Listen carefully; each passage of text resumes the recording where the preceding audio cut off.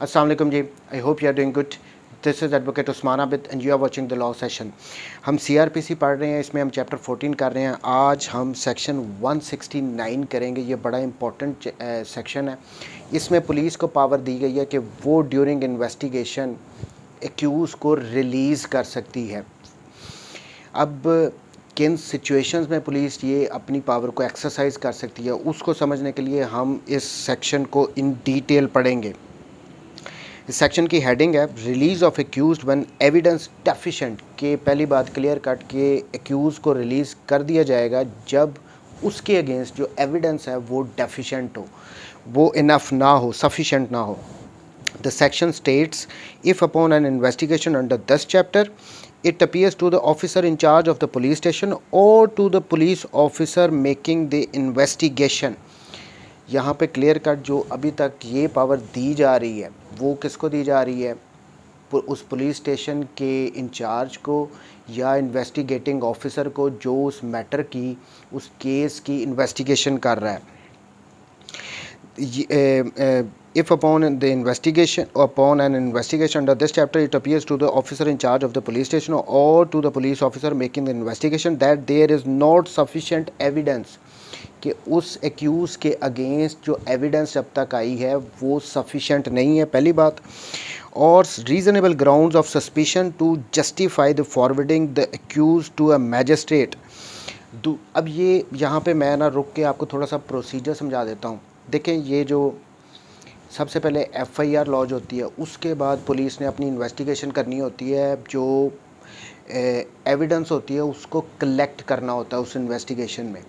यहाँ पे इस सेक्शन में कहा गया है कि जब पुलिस इन्वेस्टिगेशन कर रही है और उस एक्यूज़ के अगेंस्ट सफिशेंट एविडेंस नहीं है और जिससे वो इनोसेंट लगता है, तो या और इससे ये भी वो जस्टिफाई नहीं कर सकते कि इसका चालान बना के इसको ट्रायल के लिए इसको गिल्टी डिक्लेयर करके मैजिस्ट्रेट के पास फॉरवर्ड वो कर दें। इन्वेस्टिगेशन के बाद पुलिस ने जब कंप्लीट होती है तो अपना चालान सबमिट करना होता है अंडर सेक्शन 173 ऑफ सीआरपीसी। अब उसमें पुलिस ने अपनी जो भी एविडेंस कलेक्ट की होती है वो सारी मेंशन की जाती है, प्लस पुलिस अपनी फाइंडिंग दे देती है। अगर किसी एक्यूज़ के अगेंस्ट सफिशेंट एविडेंस नहीं है, इतना इनफ मटेरियल नहीं है, पुलिस को वो इनोसेंट लगता है, तो वो उसको कॉलम नंबर 2 में प्लेस कर देते हैं। अगर तो पुलिस ने किसी एक्यूज़ को कॉलम नंबर 2 में प्लेस किया हो, उसको इनोसेंट डिक्लेयर किया हो या उसको गिल्टी डिक्लेयर किया हो, दोनों सूरतों में पुलिस ड्यूटी बाउंड है कि पुलिस ने उस केस का चालान कोर्ट में सबमिट करना है। अगर तो उसको इनोसेंट डिक्लेयर किया है तो ये तो इस सूरत में ये मैजिस्ट्रेट की पावर होती है, जिसके पास जो उस मैटर की कॉग्निजेंस ले सकता है कि वो पुलिस की इस फाइंडिंग से एग्री करता है या डिसएग्री करता है। अगर तो एग्री करेगा तो वो इस एक्यूज़ को डिस्चार्ज कर देगा, बट अगर वो डिसएग्री करता है तो उस एक्यूज़ का ट्रायल शुरू कर देगा। सो एनी हाउ, समझाने का मतलब ये है कि ये पावर जो है, जो पुलिस को दी गई है, ये दी गई है कि वो अगर उसको इनोसेंट, पुलिस को लगता है ये इनोसेंट है, उसको कॉलम नंबर 2 में प्लेस किया, उसका चालान सबमिट करवा दिया, और जब तक मैजिस्ट्रेट ने उसको डिस्चार्ज नहीं किया तब तक ये पावर पुलिस के पास है कि वो उसको रिलीज़ कर सकती है। अब ये रिलीज़ और डिस्चार्ज डिफरेंट थिंग है। पुलिस कभी भी डिस्चार्ज नहीं कर सकती, डिस्चार्ज हमेशा मैजिस्ट्रेट ही कर सकता है। अब वो डिस्चार्ज और एक्विटल में भी डिफरेंस है, वो हम बाद में करेंगे। एनी हाउ, तो यहाँ तक अब ये प्रोसीजर आ गया कि अगर तो लगता है कि उस पुलिस स्टेशन के इंचार्ज को या उस आईओ को, उस इन्वेस्टिगेटिंग ऑफिसर को, कि इस एक्यूज़ के अगेंस्ट सफिशेंट एविडेंस नहीं है, डेफिशिएंट है, ये इनोसेंट लगता है, तो वो उसको रिलीज़ कर सकते हैं। आगे कहते हैं सच ऑफिसर शेल। अब यहाँ पे वर्ड आ गया शेल, ये मैंडेटरी है कि जब उनको लग रहा है कि ये एक्यूज़ इनोसेंट है तो शेल का वर्ड है।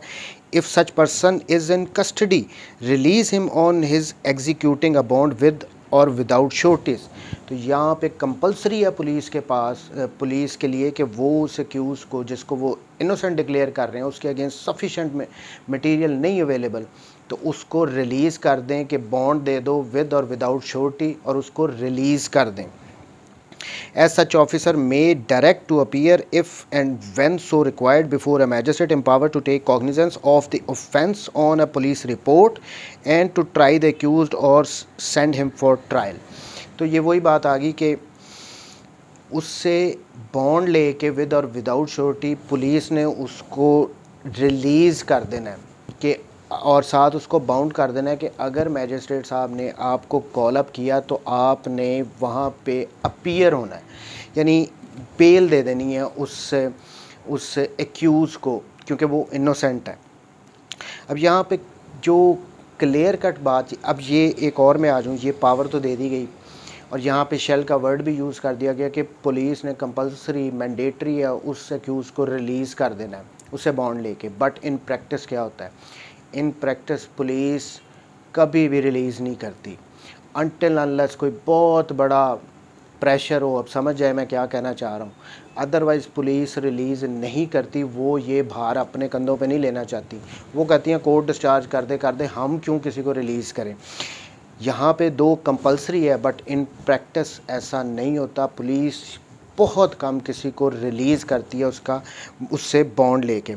सो ये था under section 169 release of accused when evidence deficient. उसके अगेंस्ट अगर एविडेंस डेफिशिएंट है, वो इनोसेंट लगता है, तो उसको पुलिस के पास ये पावर है अंडर सेक्शन 169 के उससे बॉन्ड लेके उसको रिलीज़ कर दे और बाउंड कर दे कि इस डेट पे अगर मैजिस्ट्रेट साहब आपको कॉल अप करेंगे तो आपने अपीयर होना है। थैंक यू वेरी मच जी, टेक केयर, अल्लाह हाफ़िज़।